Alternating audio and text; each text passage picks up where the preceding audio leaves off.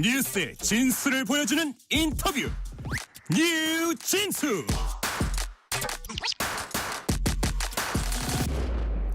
연휴가 마무리돼 가면서 정치권은 설 민심을 전하고 있습니다. 검찰이 현직 대통령을 구속 기소했고 헌재에선 대통령 탄핵 심판 절차가 진행되고 있습니다. 민주당 박수현 의원 전화 연결해서 설 민심 전해 듣고 전국 현안에 대한 얘기 들어봅니다. 박수현 의원님 안녕하세요. 네, 안녕하세요. 새해 복 많이 받으시기 바랍니다. 새해 건강하세요. 시간 감사합니다. 내주셔서 감사드립니다. 네, 자, 지금 전화하시는 곳이 지역구입니까? 그렇습니다. 네, 지역구에서 연휴 마지막 날인데 지난 주말부터 하면 거의 뭐 일주일 가까이 되는 그 기간인데 연휴 동안 지역구 많이 돌아다니셨어요? 예, 그동안에 연말 연초에 소위 네네. 그 비상계엄 사태 뭐 이런 것 때문에 사실 이제 비상대기 상황이 많이 있었잖아요. 서울에 그래서 오래 계셨군요. 예, 그렇습니다. 그래서 지역구를 잘 못 다녔는데 이번에 연휴도 이렇게 뭐 길고 그래서 하여튼 지역구를 좀 세세하게 좀 돌아봤고요. 저희 네. 지역은 이제 충청남도 공주시 부여군 청양군 이 선거구인데 네네. 이곳에 그 전통시장 5군데 명절 대목장을 좀 세밀하게 5군데를 돌아봤어요. 예. 그 어느 때보다 많은 주민들을 만나고 또 소상공인, 상공인, 자영업자들을 많이 만났습니다. 네. 네. 말씀하신 대로 이제 소통을 많이 하셨다고 하셨는데요. 이번 설 네. 민심의 키워드 무엇일지 박수현 의원님, 지역 주민들에게 가장 많이 들었던 얘기 어떤 것이었습니까? 제가 많이 들었던 이야기를 좀 키워드로 물으셨으니까 네네. 정리를 해본다면 예. 두 가지죠. 민주와 민생 이렇게 정리할 수 있겠습니다. 민주, 민생. 그렇습니다. 민주라고 하는 것은 지금 비상계엄으로 인해서 대한민국의 민주주의가 막 무너지고 있는 이런 현실에 우리가 닥쳐 있고요. 그래서 이 비상계엄과 이 내란을 확실히 종식해서 무너진 민주주의를 반드시 세워야 된다라고 하는 그런 말씀이시고요. 또 그렇게 민주주의를 회복하는 것, 그것이 바로 민생을 다시 일으키는 가장 빠른 지름길이다. 이런 두 가지 말씀을 하셨거든요. 네. 그러면서 붙이는 것은 뭐냐면 윤석열 대통령에 대한 탄핵의 인용까지 정신 똑바로 차리고 일 잘해라 하는 말씀하셨고요. 그다음에 이 내란을 일으킨 공모 세력뿐만이 아니라 내란을 옹호하고 선전하는 세력에 대한 확실한 처리를 하라. 그다음에 지금 법원까지 공격한 충격을 국민이 안고 계신데요.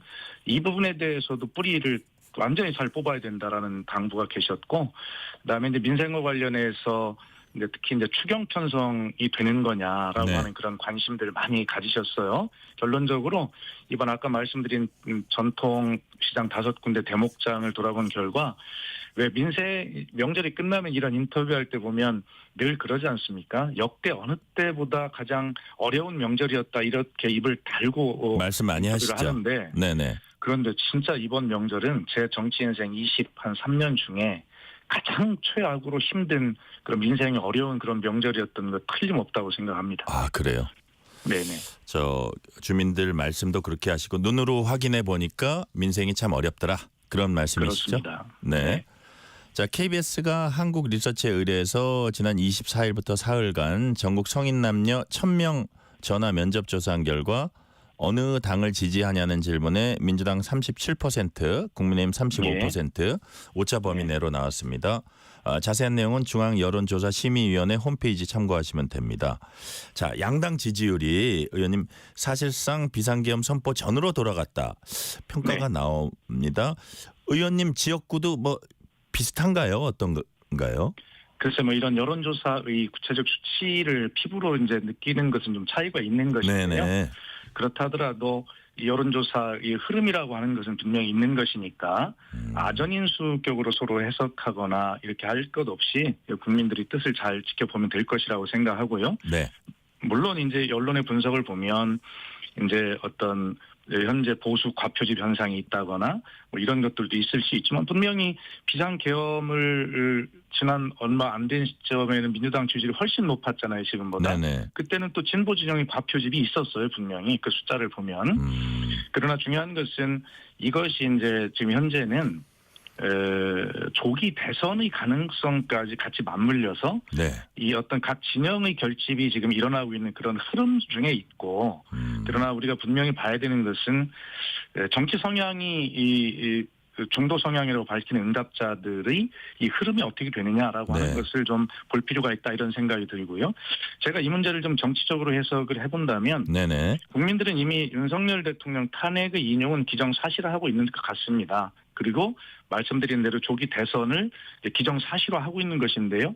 이 때문인지 지금 국민의힘에서 이 모든 국민이 생방송처럼 지켜본 비상계엄과 그에 따른 윤석열 대통령의 탄핵, 이거에 대한 지금 정쟁화 전략을 좀 쓰고 있거든요. 그래서 제가 분석을 해보면 박근혜 대통령 탄핵 때 네. 이것을 정쟁화하면서 좀 더 버텼다라면 정권 교체는 가지 않았을 것이라는 그런 경험들을 자꾸 떠올리고 있다고 봐요. 그래서 이번 국민이 너무나 명확히 지켜본 사건임에도 불구하고 이것을 정쟁화하고 있고, 이것이 보수 결집으로 나타나고 있는 그런 현상들이 이 여론조사의 흐름에 잡히고 있다라고 저는 개인적으로 그렇게 평가하고 있습니다. 네. 보수 결집, 어떤 그 조기 대선을 가정한 어떤 여론의 흐름, 뭐 이런 말씀을 해주셨고요. 가장 자, 중요한 것은 국민의힘이 정쟁화에 나서고 있다. 이게 정쟁화에 핵심입니다. 나서고 있다. 여당이 정쟁화에 나서고 있다라는 그렇습니다. 말씀 주셨습니다. 자, 또 한 가지 주목받는 대목은 윤 대통령에 대한 탄핵소추 인용 응답이 60%로 나왔습니다. 네. 파면 여론이 여전히 높지만 그 추세가 이제 낮아지고 있는데, 이런 것도 지금 의원님이 말씀하신 그런 그 연장선상에서 보면 되는 겁니까? 어떻습니까? 네, 저는 그렇게 보고 있습니다. 그러나 이제 분명한 것은 이제 국민의힘이 네. 사실은 국민의힘 의원님들을 개인적으로 만나서 말씀을 들어보면 네. 정말 윤석열 대통령이 정말 어이없는 짓을 했다. 정말 굉장히 고통스러워 하십니다, 본인들도. 그런데 그분들 중에 보면 그 한남동 관저의 옹호 뭐 집회 비슷한 걸 할 때 거기에 나가신 의원님들도 계시더라고요. 예. 그래서 이 사건의 본질을 바라보는 입장과 아까 말씀드린 대로 조기 대선이 맞물려 있는 이런 입장에서의 지금 처신이 분명히 그 극단적으로 다른 모습으로 나타나고 있거든요. 네. 그러나 우리가 좀 눈을 한 군데만 좀 돌려서 보면, 아니 지금 외국의 언론들은 도대체 이 한국의 사태를 좀 뭐라고 하고 있습니까? 지금 그 보수 집회에 보면 늘 등장하는 성조기 나라 미국에서 뭐라고 했어요. CNN 방송이 현직 대통령이라 하더라도 법 앞에 평등하다는 원칙을 실행으로 보여준 나라는 세계에서 손꼽힌다. 한국은 민주주의를 말뿐이 아니라 행동으로 보여줬다. 이렇게 하고 있잖아요. 안 그럼 더 나아가서 뉴욕타임스는 뭐라고 했냐면 칼럼에서 세계 각국은 한국의 사법 시스템을 교과서로 삼아야 한다. 이렇게까지 이야기하고 있어요. 그런데 성조기를 들고 시위를 하면서 그 성조기 나라 미국의 대표적인 언론들이 이렇게 하고 있는데, 그런 어떤 세계의 평가, 이 본질적인 문제에 눈을 감고 그렇게 조기 대선만을 염두에 둔 정쟁화를 가지고 이렇게 이 뻔뻔하게 잘못된 이 일을 정리하지 못하게 방해하는 것, 그것을 내란 옹호나 내란 선전이라고밖에 더 표현하겠습니까? 이런 문제에 대해서 집권당이라고 말만 하지 말고 정말로 집권 여당이라면 그런 어떤 탄핵 소추된 대통령을 배출한 정당으로 책임감을 느끼고 진짜 이 역사 앞에 바르게 해야 한다라는 점을 강조하고 싶습니다. 네. 지금 정쟁화를 언급하시면서 뭐 잘못된 것으로 인정해야 된다는 취지로 이제 말씀을 하셨는데, 자, 이제 판결 이후에 이제 폭동 그 부분을 이제 잘했다는 분들은 없고요. 근데 이제 네. 초반에 윤 대통령 수사와 기소 과정, 여기부터 이제 논란이 많았습니다. 이것도 뭐 의원님 표현에 따르면 정쟁화일 수도 있는데, 그 대표적인 게 공수처의 이제 수사 권한입니다. 그래서 네. 예를 들어서 왜 공수처가 수사를 시작했을까? 어떤 빌미를 안 줄 수도 있었는데 굳이 이제 공수처가 시작을 했어요. 그래서 그걸 갖고 계속 어쨌든 국민의힘에서 문제 제기를 하고 있잖아요. 그래서 의원님이 보시기에는 윤 대통령 수사와 기소 과정에서는 별 문제가 없다고 보십니까?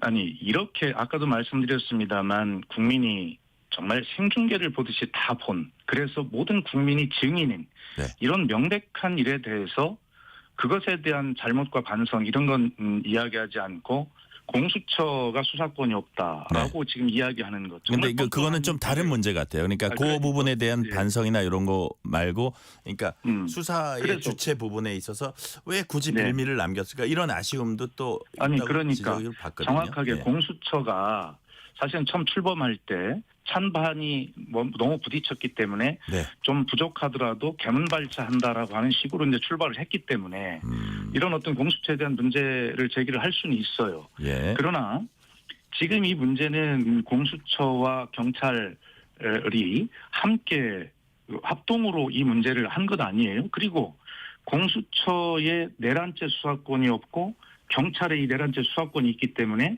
공수처 수사에 의한 윤석열 대통령 체포영장은 불법이다. 이런 주장을 하고 있는 것 아닙니까? 네. 그런데 이미 우리가 다 알다시피 법원이 2번에 걸쳐서 다른 판사가 체포영장을 발부를 했어요. 공수처의 수사권을 인정한 것입니다. 그리고 검찰도 수사권 내란죄 수사권이 없다고 주장하고 있지만 검찰이 신청한 구속영장도 발부가 된 거 아닙니까?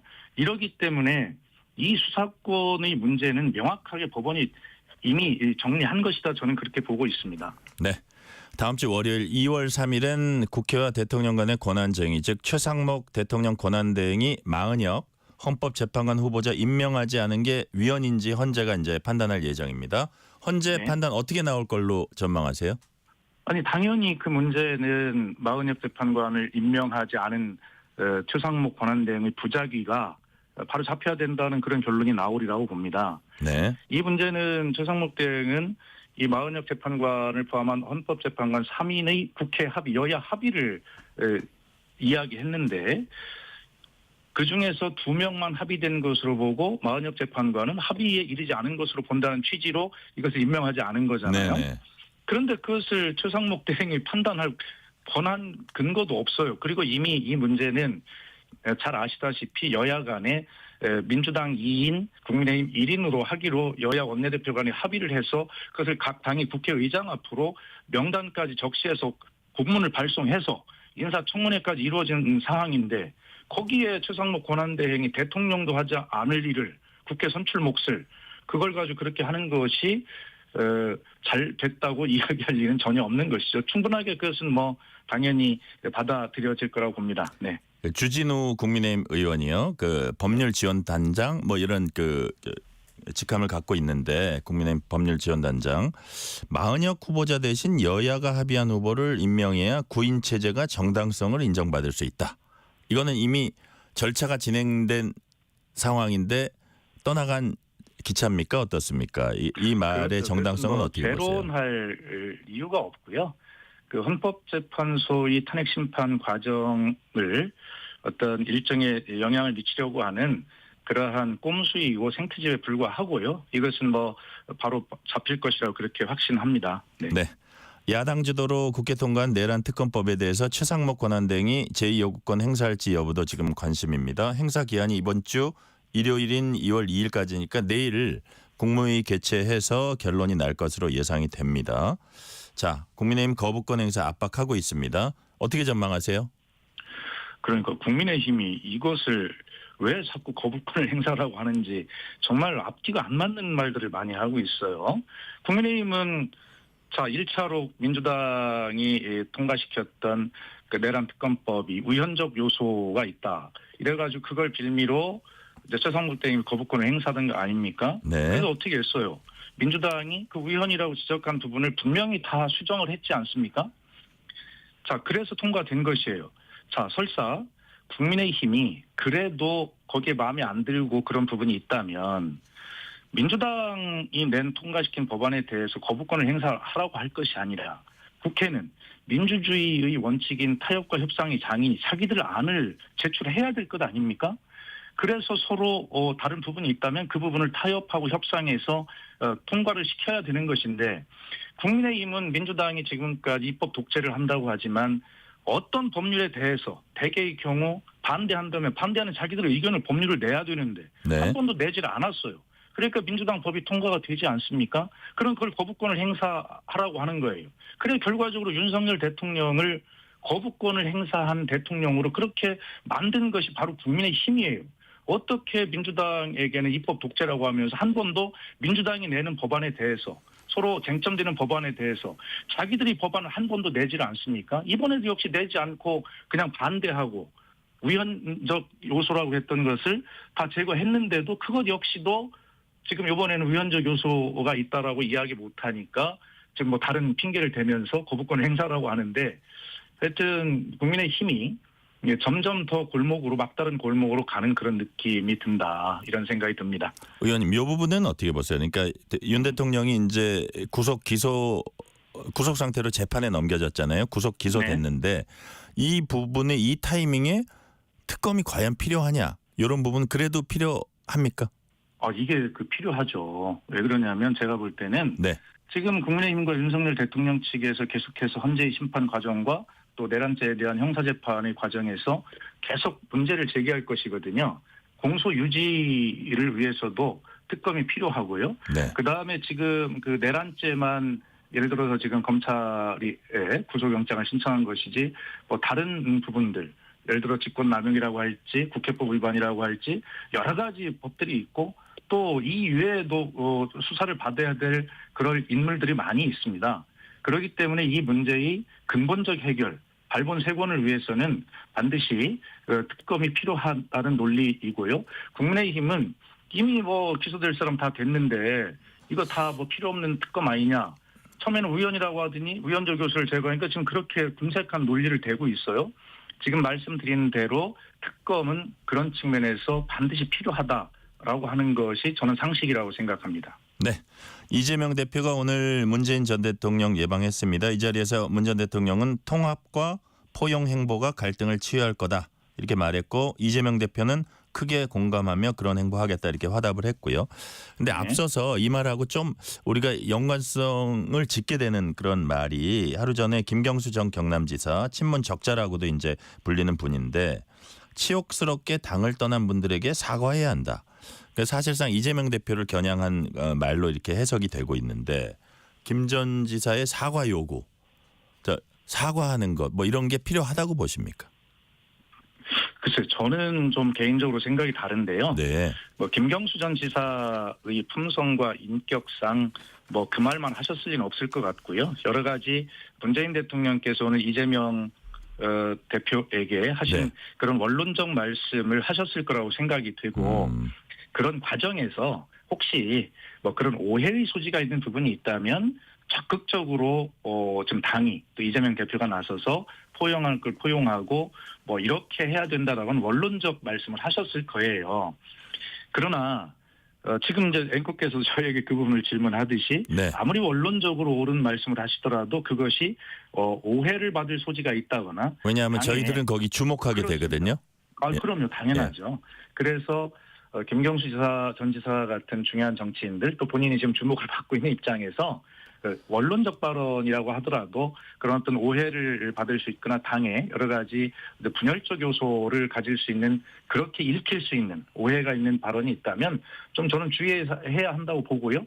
그 이유는 뭐냐면 아무리 다양성과 포용성이 정당 민주주의 근간이라 하더라도 지금은 우리 대한민국이라는 집에 큰 화재가 났습니다. 비상계엄으로. 이 불을 빨리 끄는 것이 가장 큰 지금 과제 아니겠어요? 그런데 이 불을 끄려고 하는 민주당의 지금 그 불을 끄는 이 행위 자체도 방해하는 그런 세력들이 있단 말이에요. 그런 속에서 지금 당내에 불을 끄는 시간 동안에 이 당내에 어떤 분열적 요소로 혹시 오해받을 수 있는 발언들은 좀 저는 주의해야 한다 이렇게 보고 있어요. 지금은 이 윤석열 대통령의 탄핵과 그 내란 세력들에 대한 처리가 무엇보다 중요한 시급한 과제다는 것을 명심했으면 좋겠습니다.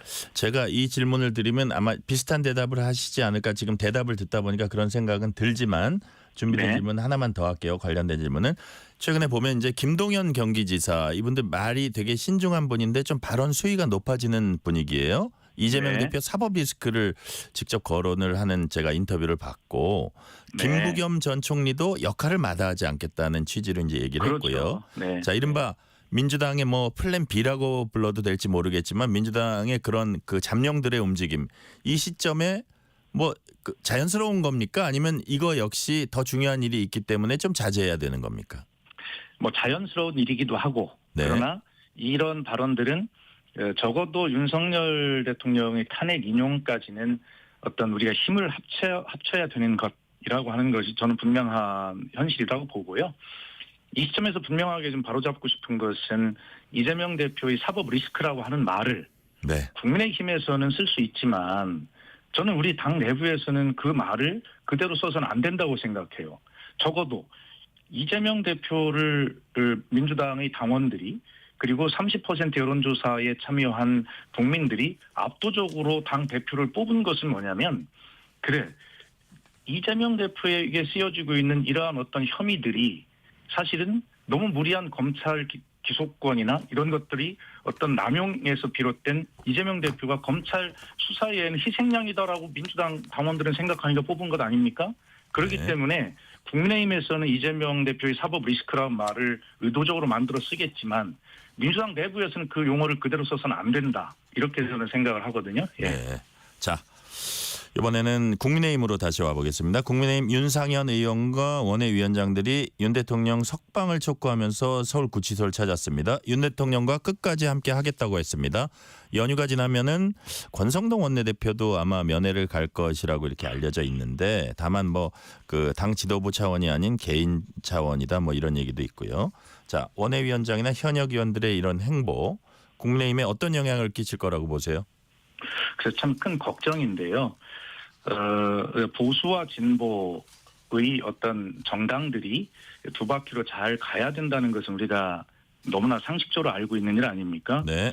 그런데 그런 측면에서 지금 국민의힘의 이 중요한 정치인들, 특히 지도부의 이 행태나 발언들을 보면 이게 극우 유튜버들이 아스팔트에서 주장하는 이러한 용어, 내용과 동일합니다. 이것은 아까도 제가 잠깐 언급했지만 조기 대선이라고 하는 것이 기정사실화되면서 본인들이 어떤 그 정치적 입지를 내세우고자 하는 이러한 어떤 정치적 계산 때문에 발언들이 이루어진다 저는 그렇게 보고 있고요. 네. 이것이 집단적인 어떤 움직임들을 통해서 그 실행이 될 때 국민의힘은 이 보수, 건강한 보수들을 대표하는 그런 어떤 세력으로 남을 수가 없어요. 그래서 이 문제는 또 오래 가지도 않을 겁니다. 자신들이 한 말과 행동을 어떻게 주워 담을 것인가 고민해야 돼요. 이제 윤석열 대통령 탄핵 인용이라고 하는 것이 어느 시점인가는 올 텐데 그럼 그때는 윤석열 대통령 탄핵 인용이 됐는데도 그때 함께 할 것입니까? 언젠가 윤석열 대통령과 거리를 둬야 될 시점이 바로바로 다가오고 있는데 아직도 정신을 못 차리고 있습니까? 본인들이 한 말과 행동을 어떻게 주워 담을 것인지 국민들은 정말 지켜보고 계실 것이다 그렇게 생각을 하고 좀 두렵게 생각해야 된다 이런 충고를 드리고 싶습니다. 네, 두렵게 생각해야 된다. 마지막 질문 드릴게요. 네. 재선 박수현 의원님이 내년 지방선거에서 광역단체장으로 출마할 가능성이 있다는 관측이 일각에서 나오고 있습니다. 심각하게 고려하고 계십니까?